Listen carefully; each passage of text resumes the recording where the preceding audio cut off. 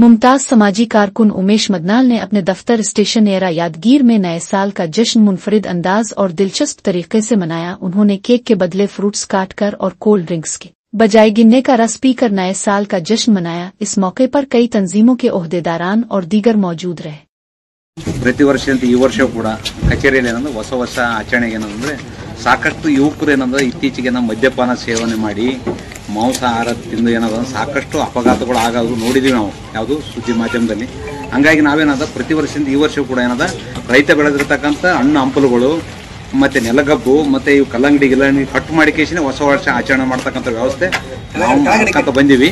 ಹಂಗಾಗಿ ಈ ವರ್ಷ ಕೂಡ ಏನದ ವಿನೂತನವಾಗಿ ಇದರಿಂದ ಆರೋಗ್ಯನ ಚೆನ್ನಾಗಿರ್ತದ ಮತ್ತೆ ಯಾವ್ದು ರೋಗ ರುಜಿನ ಬರಲ್ಲ ಮತ್ತೆ ಅನಾಹುತ ಕೂಡ ಆಗಲ್ಲ ಅಂತಕ್ಕಂಥ ದೃಷ್ಟಿಯಿಂದ ನಾವು ಪ್ರತಿ ವರ್ಷ ಮಾಡ್ಕೊಂಡು ಬಂದಿವಿ। ಈ ವರ್ಷನೂ ಕೂಡ ಮಾಡ್ತಿದೀವಿ। ಎಲ್ಲರೂ ಇದನ್ನ ಆಚರಣೆ ಮಾಡಿಕೇಸಿ ರೈತರಿಗೆ ಬೆಂಬಲ ಸೂಚನೆ ಮಾಡ್ಬೇಕಂತಕ್ಕಂಥದ್ದು ನನ್ನ ಅಭಿಪ್ರಾಯ।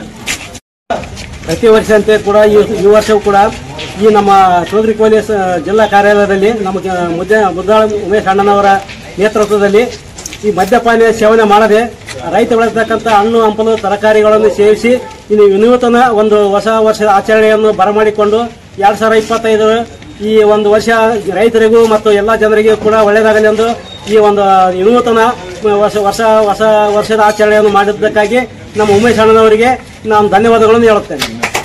ನನ್ನ ಹೆಸರು ಪ್ರಭು ಕೋಡಾಲ್। ಪ್ರತಿ ವರ್ಷದಂತೆ ಈ ವರ್ಷ ಕೂಡ ಇಲ್ಲಿ ಉಮೇಶ್ ಅಣ್ಣನವರ ಆಫೀಸಲ್ಲಿ ಕಳೆಂಕಾಯಿ ಕಳೆದು ಹೊಸ ವರ್ಷದ ಶುಭಾಶಯಗಳನ್ನು ಆಚರಿಸಿದ್ದೇವೆ ಮತ್ತು ಧನ್ಯವಾದಗಳು। ನಮಸ್ಕಾರ, ನನ್ನ ಹೆಸರು ಮಹೇಶ್ ಅಂತ, ನಾನು ಗೆರೆನಾಡು ಚಾಲಕರ ಸಂಘದಿಂದ ಮಾತಾಡ್ತಾ ಇದ್ದೀನಿ।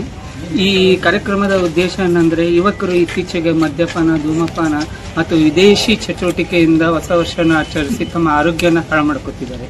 ಹಾಗಾಗಿ ಶ್ರೀಯುತ ಉಮೇಶ್ ಅಣ್ಣ ಮುದ್ನಾಳ್ ಅವರ ನೇತೃತ್ವದಲ್ಲಿ ರೈತ ದೇಶದ ಬೆನ್ನೆಲುಬು, ಹಾಗಾಗಿ ಅವನಿಗೆ ಸಹಕಾರ ಕೊಡುತ್ತಾ ನಾವು ಹಣ್ಣು ಹಂಪಲುಗಳನ್ನು ಮಾಡುತ್ತಾ ತಿಂದರೆ ನಮ್ಮ ಆರೋಗ್ಯನೂ ಸುಧಾರಿಸುತ್ತೆ ಹಾಗೂ ರೈತರ ಕೆಲವೊಂದು ಆರ್ಥಿಕ ಸಂಕಷ್ಟಕ್ಕೂ ನೆರವಾಗುತ್ತಂತ ಒಂದು ವಿನೂತನ ಪ್ರಯೋಗದಿಂದ ಹೊಸ ವರ್ಷದ ಆಚರಣೆ ಮಾಡುತ್ತಿದ್ದೀವಿ। ಅದರಿಂದಾಗಿ ನಾವೆಲ್ಲರೂ ಈ ವಿನೂತನ ಪ್ರಯತ್ನ ನಾಂದಿಯಾಡಿದ ಉಮೇಶ್ ಮುದ್ನಾಳ್ ಅಣ್ಣ ಅವರಿಗೆ ಸ್ಮರಿಸುತ್ತಾ ಎಲ್ಲರಿಗೂ ಹೊಸ ವರ್ಷದ ಹಾರ್ದಿಕ ಶುಭಾಶಯಗಳನ್ನು ಕೋರುತ್ತೇವೆ।